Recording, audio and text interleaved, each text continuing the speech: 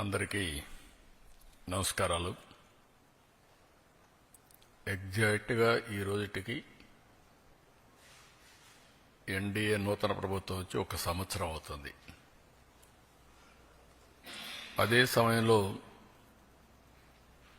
ఇచ్చిన హామీలు ఆ రోజు ఎన్నికల మేనిఫెస్టోలోని చాలా స్పష్టంగా, మేనిఫెస్టోని కాకుండా ప్రచారంలో కూడా చాలా స్పష్టంగా చెప్పాను.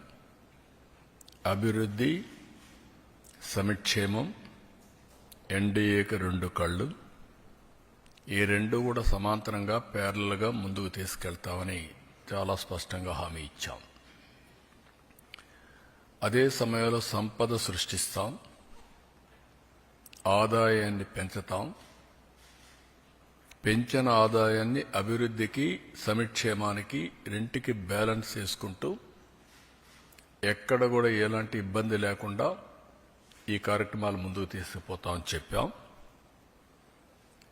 అయితే రాష్ట్రంలో ఆర్థిక పరిస్థితులు చూసిన తర్వాత చాలామంది నాకు ఎన్నికల ముందు అడిగారు,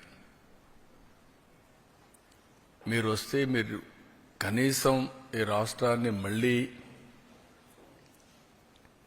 టోటల్గా విధ్వంసం జరిగింది, మీరు దీన్ని రివైవ్ చేస్తారని నమ్మకం మీకుందా, మీకు అనుభవం ఉంది, కానీ అఘాతం చూస్తే మాత్రం చాలా లోతుగా ఉంది, మీరు చేయగలుగుతారని అడిగారు. నాకు వేరే ఆప్షన్ లేదు. ఇన్ని సంవత్సరాలు ప్రజలు ఆదరించారు, ఆశీర్వదించారు. కష్టాలకు వచ్చినప్పుడు కాడు పడేయడమో పారిపోవడం కరెక్ట్ కాదు. ఎంత కష్టమైనా చేస్తామనే విధంగా ఆ రోజు చెప్పాను, ఆ డైరెక్షన్లో ముందుకు పోయాను. మేము ఆ రోజు సూపర్ 6 చెప్పాం. ఎన్నికల మేనిఫెస్టో చాలా విషయాలున్నాయి, సూపర్ 6 మేజర్గా హైలైట్ చేశాం. ఆ సూపర్ 6లో అతి కీలకం తల్లికి వందనం. ఆ తల్లికి వందనం ఆ రోజు మేము చెప్పింది చాలా స్పష్టంగా, ఒక ఇంట్లో 2 పిల్లలుంటే ఒకరికే డబ్బులు ఇచ్చి ఒకరికి ఇవ్వకుండా చేస్తే, ఒకరినే ఆ తల్లి చదివిస్తే లేకుంటే అన్ని విషయాలు చూసుకుంటే అది మంచిది కాదు. ఎంతమంది పిల్లలుంటే అంతమంది పిల్లలకి తల్లికి వందనం వర్తింపజేస్తామని చాలా స్పష్టంగా చెప్పాం. ఈరోజు మీరు చూస్తే 67 లక్షల మందికి దగ్గర 10,091 కోట్ల రూపాయలు టోటల్గా ఖర్చు అవుతుంది. ఇందులో 1,346 కోట్ల రూపాయలు స్కూల్ డెవలప్మెంట్కి వెళ్తుంది. ఇందులో ఏమీ మార్పులు లేవు. ముందు ఏదైతే ఇచ్చారో అమ్మఒడి, అదే గైడ్ లైన్స్ పెట్టి దానికంటే ఇంప్రూవ్డ్ ఏంటంటే ఎంతమంది పిల్లలుంటే అంతమంది పిల్లలకి ఆ తల్లుల అకౌంట్లో ఆ డబ్బులు వేసే కార్యక్రమానికి శ్రీకారం చుట్టాం. అప్పటికి ఇప్పటికి డిఫరెన్స్ మీరు ఒకసారి చూస్తే వాళ్ళు 42,61,965 మందికి అమ్మఒడిచ్చారు. ఈ ప్రభుత్వం 67,27,164 మందికి తల్లికి వందనం ఇస్తున్నాం. తేడా 24,65,199. ఆ రోజు వాళ్ళు ఖర్చు పెట్టింది, తల్లులకు అకౌంట్లో వేసింది 5,540 కోట్లు. ఈరోజు మేము అకౌంట్లో వేసేది 8,745 కోట్లు. వ్యత్యాసం 3,205 కోట్లు ఒక్క తల్లికి వందనంలో మాత్రం. అందులో ఈరోజు 1,346 కోట్ల రూపాయలు డెవలప్మెంట్కి వెళ్తుంది. టోటల్గా ఖర్చు పెట్టేది 10,091 కోట్ల రూపాయలు తల్లికి వందనం కింద డెవలప్మెంట్ తల్లుల అకౌంట్కి వెళ్లే పరిస్థితి వస్తుంది. 1వ తరగతి 10వ తరగతి అవి కూడా క్యాలిక్యులేషన్లు తీసుకున్నాం, జీవో ఇష్యూ చేశాం. అడ్మిషన్స్ కాలేదు, అడ్మిషన్స్ అవుతానే వాళ్ళ అకౌంట్ కూడా తల్లుల అకౌంట్కి డబ్బులు వెళ్తుంది. ఇంకొక పక్కన తల్లి లేని పిల్లలకి వారికి తండ్రికి కానీ లేదంటే ఎవరైతే గార్డియన్గా ఉంటారో వాళ్ళ అకౌంట్కి ఇస్తున్నాం. అనాథ పిల్లలుంటే జిల్లా కలెక్టర్ నిర్ధారించినటువంటి పథకం ప్రకారం వాళ్ళ అకౌంట్లో వేసి వాళ్ళకి హెల్ప్ చేస్తాం. ప్రైవేట్ అన్ఎయిడెడ్ పాఠశాల చదివేటువంటి 76,000 మందికి కూడా వర్తింపజేశాం. ఇది కాకుండా ట్రాన్స్పరెన్సీ ఉండాలనే ఉద్దేశంతో ఈ జాబితా సెక్రటరియట్లో, గ్రామ వార్డు కార్యాలయాల్లో కూడా పెడతాం.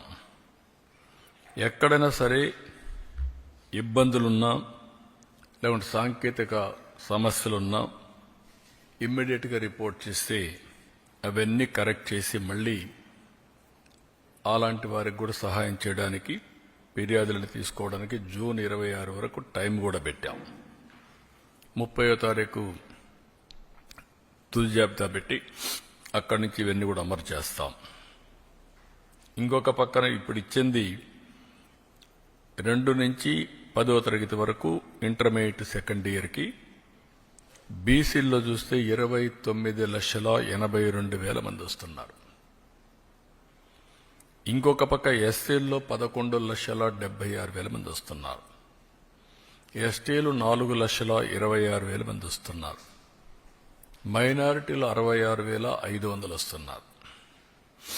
ఈడబ్ల్యూఎస్ విద్యార్థులు 8,44,000 మంది ఎకనామికలీ బ్యాక్వర్డ్ అగ్ర కులాలకు సంబంధించిన వ్యక్తులు వస్తున్నారు.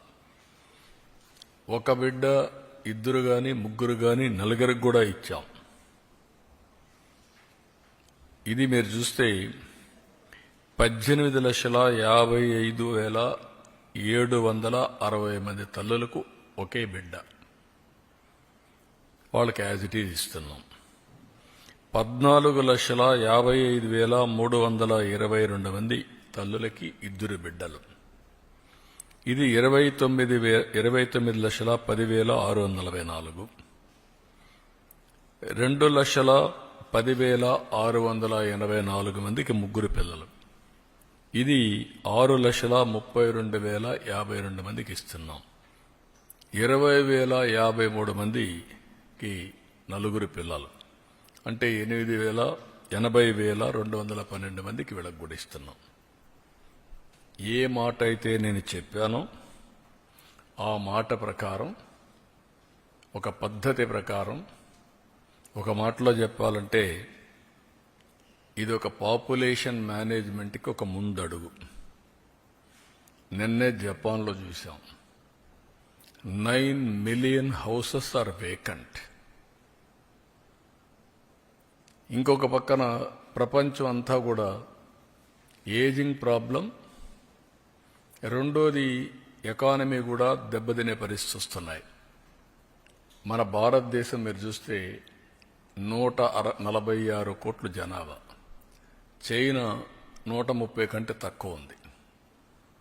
అయితే భారతదేశం కూడా రీప్లేస్మెంట్ లెవెల్ లేదు.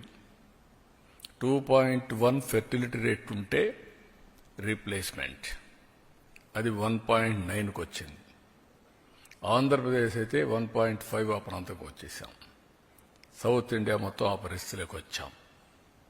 అందుకే ఇప్పటికే ఫ్యామిలీ ప్లానింగ్ నుంచి డెమోగ్రఫిక్ మేనేజ్మెంట్ వైపు అడుగులేస్తున్నాం.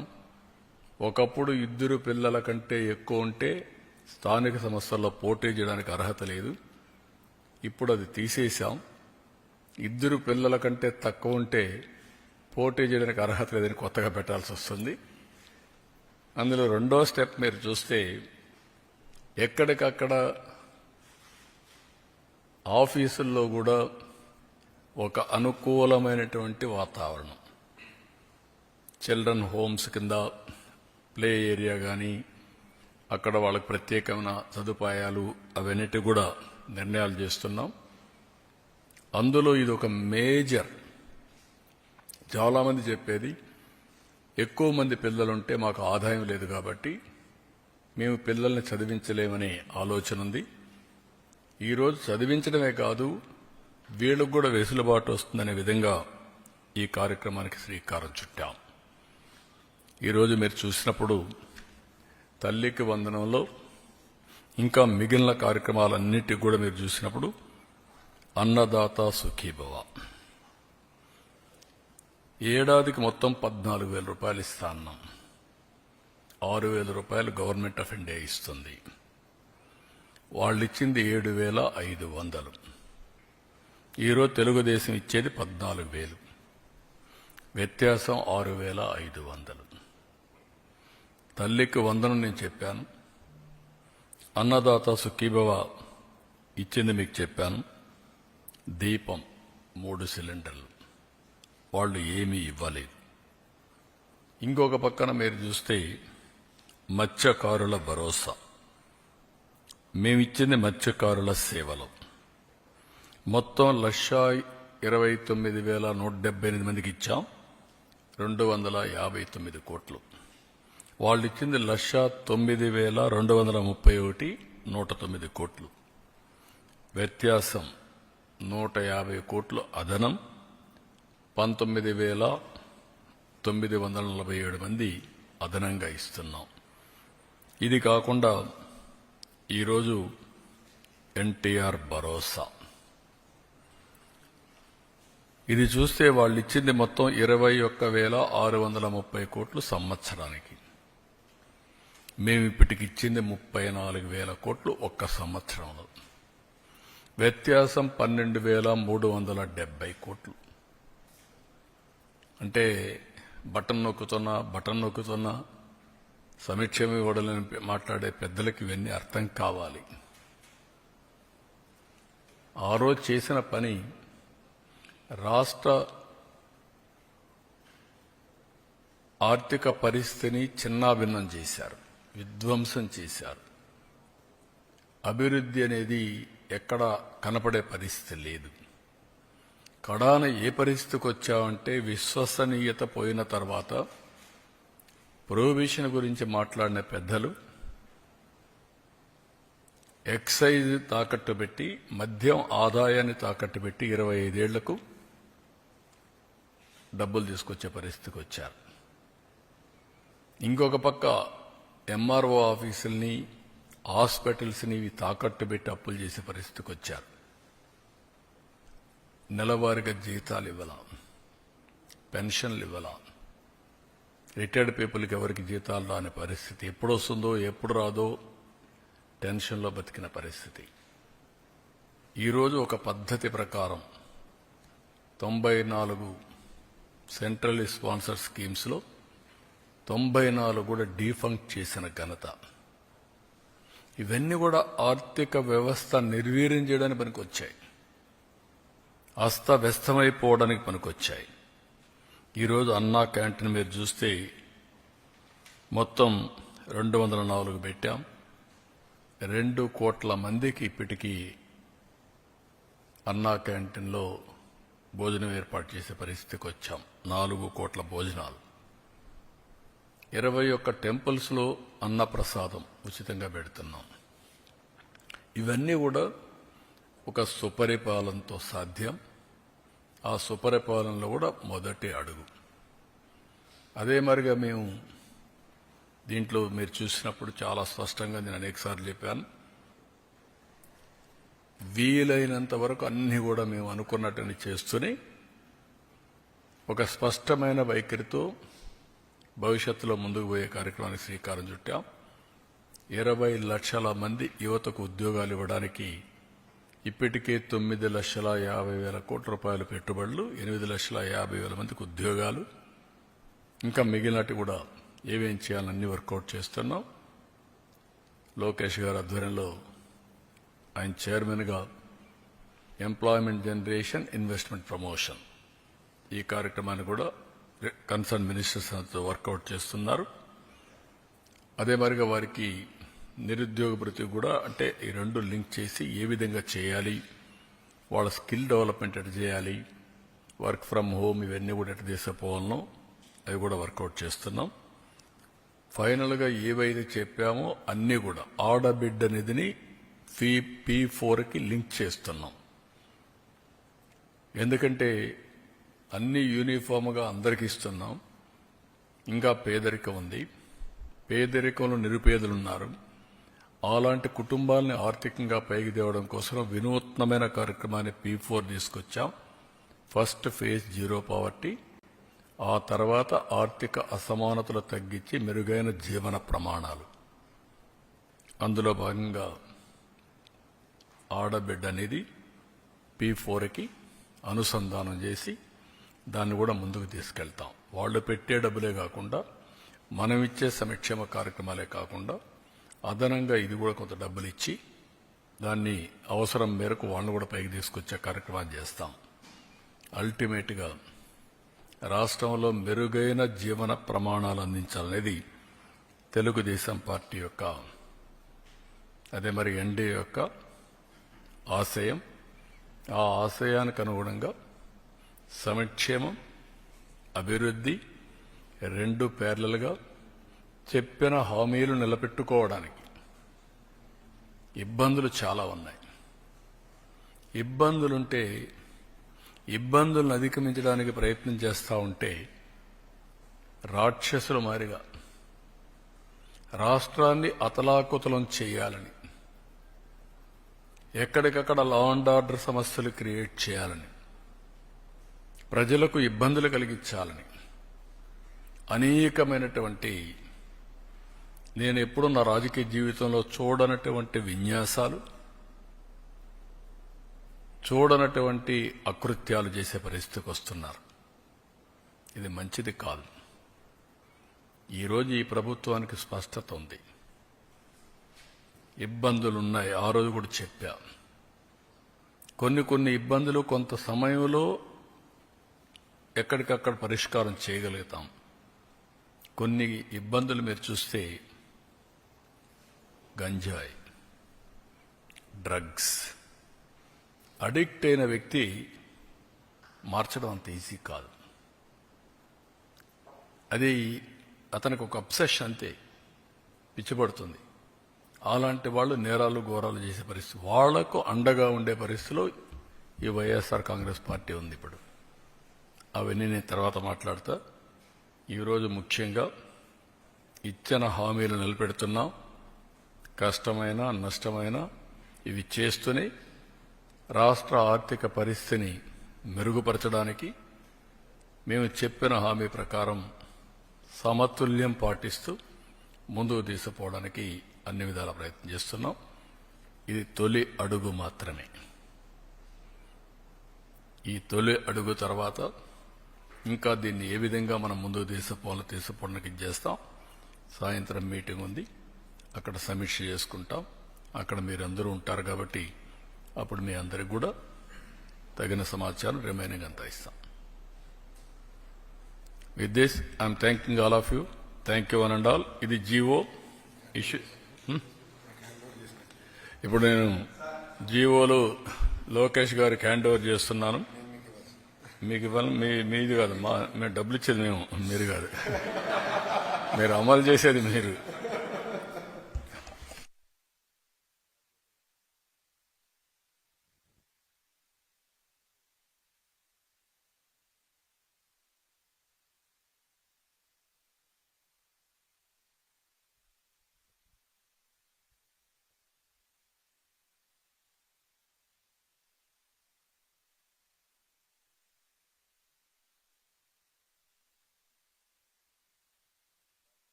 దీంతోనే అయిపోలేదు. ఎడ్యుకేషన్లో మీరు నాలెడ్జ్ హబ్కు చిరునామాగా ఆంధ్రప్రదేశ్ని తయారు చేయాలి. పిల్లల్లో ఆ పట్టుదల రావాలి. దానికోసం వర్కౌట్ చేయండి.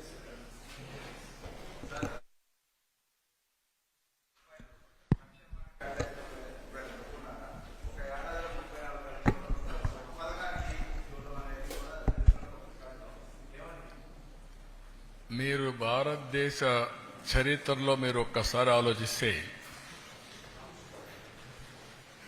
34,000 కోట్ల రూపాయలు ఒక ప్రోగ్రాంకి ఇచ్చే ఏకైక కార్యక్రమం ఎన్టీఆర్ భరోసా.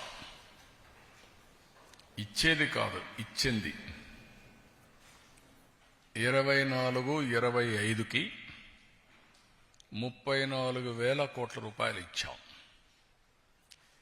నేను పెంచిన పింఛను ఏప్రిల్ నుంచి ఇస్తానని బకాయిలతో సహా ఏప్రిల్ నుంచి పింఛన్లు ఇచ్చి ఈరోజు చరిత్రలో మీరు చూస్తే 3,000 నుంచి 4,000 ఒకేసారి పెంచాం. విడతలు కాదు.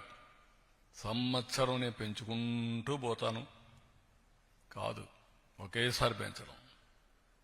2, 500 రూపాయల నుంచి 3,000 రూపాయలు దివ్యాంగులకు చేశాను. 3,000 నుంచి 6,000 చేశాను. అంటే ఎన్ని రెట్లు? 12 రెట్లు. That is our commitment. Kidney patients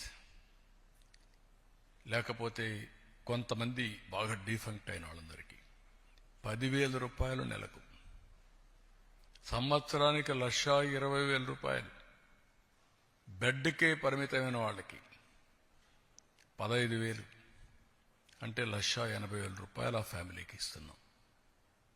ఇది నేను అడుగుతున్నా విజ్ఞులందరినీ. రాష్ట్రంలోని దేశంలో ఏ రాష్ట్రమైనా దరిదాపుల్లో ఉన్నారా? That is our commitment. There is no second thoughts. అందుకే ఒక సాటిస్ఫాక్షన్. పేరు కూడా పేదల సేవలో పెట్టి ఎక్కడ కూడా అజాగ్రత్త లేకుండా మొదలు తారీఖున ఇంటింటికెళ్ళి వాళ్ళు ఎక్కడుంటే హాస్పిటల్లో ఉంటే హాస్పిటల్లో, నరేగా పనులు చేసుకుంటే అక్కడ, బంధువులింట్లో వీళ్ళకి ఇవ్వడం, ఏదైనా ఓల్డేజ్ హోమ్లో ఉంటే అక్కడ కూడా తీసుకుపోవడం. అంటే ఎక్కడ ఉంటే అక్కడ తీసుకుపోయి డబ్బులు ఇవ్వడం అనేది. ఒకప్పుడు అన్నారు మా దగ్గర వాలంటీర్లు ఉన్నారు, అది లేకపోతే కాదని. ఎలక్షన్ ముందు మనం విన్యాసాలు చూసాం. ఈరోజు సుజావుగా ఎక్కడ డిస్టర్బెన్స్ లేకుండా టెక్నాలజీ ఆడిటింగ్ చేసి మళ్ళా IVRS పంపించి సాటిస్ఫాక్షన్ 85 నుంచి 90%. ఒకరిద్దరు డబ్బులు తీసుకున్న వైఎస్ఆర్ కాంగ్రెస్ పార్టీ ఓట్లో లేకుంటే ఇంకోటి ఉండొచ్చు, కానీ అట్మోస్ట్ సిన్సియర్గా వాళ్ళు హ్యాండ్ ఓవర్ చేసి వాళ్ళకి ఇచ్చిన డబ్బులు కూడా మర్యాదపూర్వకంగా దానికి కూడా తెప్పిస్తున్నాం. ఏదో డబ్బులు ఇస్తున్నామని వాళ్ళని తక్కువ చూడొద్దండి, గౌరవప్రదంగా ఇవ్వాలి అనేది కూడా చేసే పరిస్థితికి వచ్చాం. That is our commitment. ముందు రోజు ఇస్తున్న సెలవు అయితే 1 డే ముందు. ఎప్పుడో జరిగాయండి ఇవన్నీ. That is our commitment. ఆ కమిట్మెంట్ నెరవేరుస్తున్నాం. మీరు చెప్పినట్టు ఒక ప్రోగ్రాంలో ఒక రోజు 10,000 కోట్లు, 67 లక్షల మంది పిల్లలకి. అయితే ఈ డబ్బులు కూడా మనం ఇచ్చేది ప్రజలు కూడా ఆలోచించుకోవాల్సిన అవసరం ఉంది. ఈ డబ్బులనేదో వచ్చింది కాబట్టి ఖర్చు పెట్టేద్దామని కాకుండా, నేను ఏదైతే మాట్లాడుతున్నానో మీరు శాశ్వతంగా పేదరికం నుంచి పైకి రావడమే కాకుండా ఆర్థిక పరిస్థితులు మెరుగుపరుచుకొని మీరు కూడా బెటర్ లివింగ్ స్టాండర్డ్స్కి రావాలి. దాన్ని కూడా గైడ్ చేస్తాం. వెల్ఫేర్ అనేది ఎంపవర్మెంట్కి దారితీయాలి. అంతేగాని వెల్ఫేర్ అనేది ఎప్పటికీ ఆధారపడే పరిస్థితి రాకూడదు. అలాంటి దానికోసం శ్రీకారం చుడతాం. Will work it out how to guide them.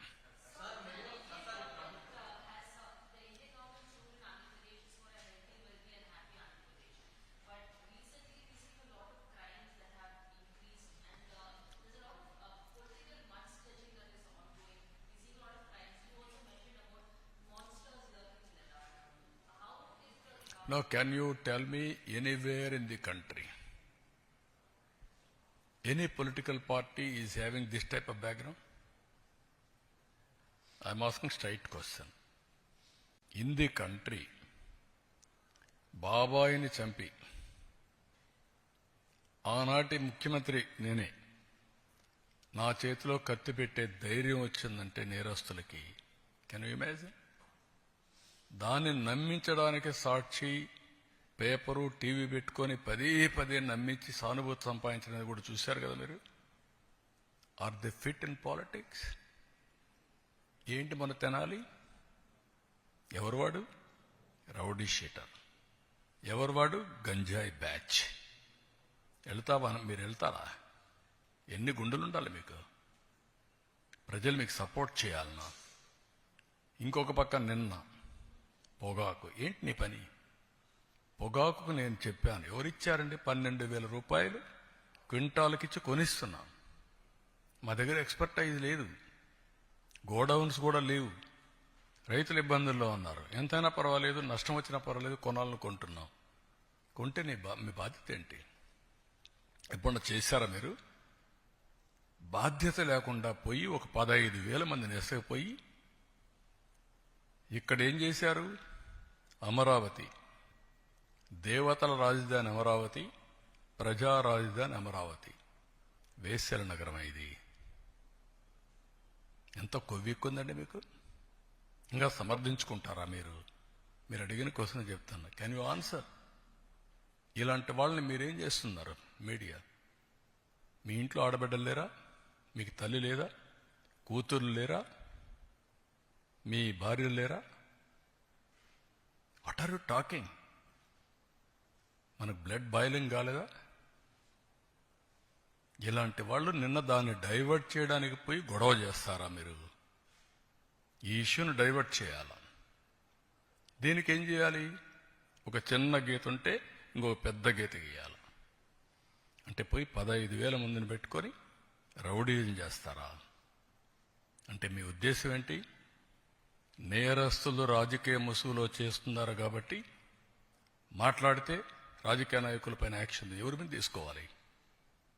రాష్ట్రానికి లా అండ్ ఆర్డర్ ఎవరు క్రియేట్ చేసినా బీ కేర్ఫుల్. హెచ్చరిస్తున్నా. నేనెప్పుడు భయపడలా. తీవ్రవాదులపైన పోరాడినప్పుడు కానీ, ముఠా నాయకులపైన పోరాడినప్పుడు కానీ, కమ్యూనల్ వైలెన్స్ని అణిచివేసినప్పుడు కానీ ఒకటే ధ్యేయం, public safety. Public safety, no compromise. ఈ విషయం గుర్తుపెట్టుకోవాల్సిందిగా ప్రతి ఒక్కరిని హెచ్చరిస్తున్నా. గట్టిగా కూడా చెప్తున్నా. ఎన్నోసార్లు చెప్పా, చేసి చూపిస్తా.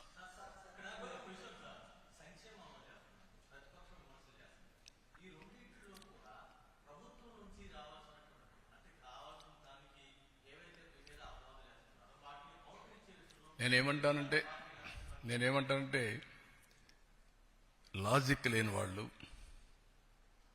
కనీసం ఒక పద్ధతి లేకుండా విమర్శిస్తే దానికి మీనింగ్లెస్. నేను అడుగుతున్నా సమాధానం.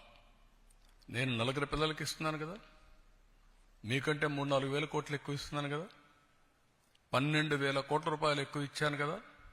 ఒక ఎన్టీఆర్ భరోసాలో అన్నా క్యాంటీన్లు పెట్టాం కదా. 6,500 కోట్లు అదనంగా నేను రైతుకు ఇస్తున్నాను కదా. అదే సమయంలో 90% డ్రిప్ ఇరిగేషన్ ఇచ్చాను కదా. అదే సమయంలో ఎక్కడ ఎంఎస్పి ప్రాబ్లం ఉంటే అక్కడ కొంటున్నాం కదా. కోకో కొన్నాం కదా. మ్యాంగోకు 4 రూపాయలు కేజీకి ఇస్తున్నాం కదా. పొగాకు కొన్నాం. ఇవన్నీ కూడా మీరు గుర్తుపెట్టుకోవాల్సింది. కొంతమందికి విష ప్రచారం చేసి, రౌడీజం చేసి, దౌర్జన్యం చేసి పెత్తనం చేయాలనుకుంటున్నారు. ఆ ఆటలు నా దగ్గర సాగవు. నేను ఐఎమ్ వెరీ క్లియర్. మళ్లీ చెప్తున్నా, మీ ద్వారా ప్రజలకు కూడా చెప్తున్నా. ఇంతవరకు నా మంచితనాన్ని చూశారు. తోక తెప్పితే మాత్రం పబ్లిక్ సేఫ్టీ కోసం ఎవరిని ఉపేక్షించడం. అందరికీ గుణపాఠం ఉంటుంది.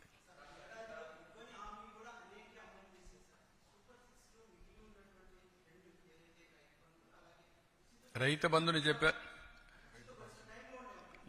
అందుకే రైతు ఇచ్చేది ఈ అన్నదాత సుఖీభవ 20వ తారీఖున గవర్నమెంట్ ఆఫ్ ఇండియా వేస్తారు. ఫస్ట్ ఇన్స్టాల్మెంట్ మేము కూడా ఆ రోజు ఇస్తున్నాం. రేపు ఈ నెలే. రెండోది ఆగస్టు 15న ఆర్టీసీ ఉచిత ప్రయాణ సౌకర్యం కూడా ఉంటుంది. ప్రిపరేషన్స్ అవుతున్నాయి. ఆ రోజు లాంచ్ చేస్తున్నాం. ఆడబిడ్డనిది P4కు లింక్ చేశాం. ఉద్యోగాలు పెద్ద ఎత్తున ప్రయత్నం చేస్తున్నాం. స్కిల్ డెవలప్మెంట్గా నిరుద్యోగులుంది లింక్ చేస్తాం. కాబట్టి 6 సూపర్ 6 అయిపోయినాయి. గుర్తుపెట్టుకోండి. ఇంకెవడన్నా సూపర్ 6 మాట్లాడితే అతనికి నాలుక మందం తప్ప ఇంకోటి కాదు.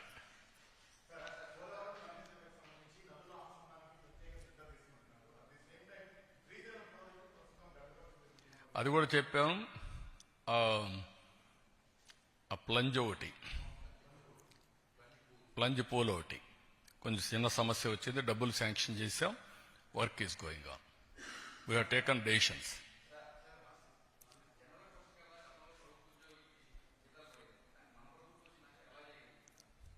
నేను ఒకటి కాదు, మీరు గుర్తుపెట్టుకోవాల్సింది, ఇబ్బందులు చాలా ఉన్నాయి. దిగమింగి అనునిత్యం రోజుకు 1 గంట అయినా నేను ఫైనాన్స్లో కూర్చొని మాట్లాడుకుంటున్నాం. ఏ విధంగా చేయాలని అన్నీ ఆలోచిస్తున్నాం. అది కూడా ఒక రైట్ టైంలో మీతో మాట్లాడతాను. ఒక 11 సీట్లతో బుద్ధి చెప్పిన తర్వాత కూడా బుద్ధి మారకుండా ఏ విధంగా వీళ్ళు అడ్డపడుతున్నారో రైట్ టైంలో I will place before you with documentary evidence. అది ప్రజాద్రోహం. నేను ఆస్తులు తాకట్టు పెట్టడంలా, మద్యం ఆదాయాన్ని తాకట్టు పెట్టడంలా, కానీ ఒక క్రెడిబిలిటీతో ఎక్కడ కూడా సంక్షేమం ఆగకూడదు, అభివృద్ధి ఆగితే ఆదాయం తగ్గిపోతుంది, రెండు బ్యాలెన్స్ చేయడానికి సమాంతరంగా తీసుకుపోతున్నా. దాని మీద ఎన్ని ఆటలాడాలన్నీ ఆడుతున్నారు. రైట్ టైంలో మీకు చెప్తున్నా. ఈరోజు అందుకనే జీతాలే కాకుండా పెన్షన్లు కూడా రైట్ టైంలో ఇస్తూ అందరినీ ఎక్కడికక్కడ చెప్పిన హామీలు ఎవరికి ఇబ్బంది లేకుండా చేస్తున్నాం. ఈవెన్ ఇన్ఫ్లేషన్ కూడా మనది లోయెస్ట్. మీరు ఆ విషయం కూడా గుర్తుపెట్టుకోవాలి. Thank you.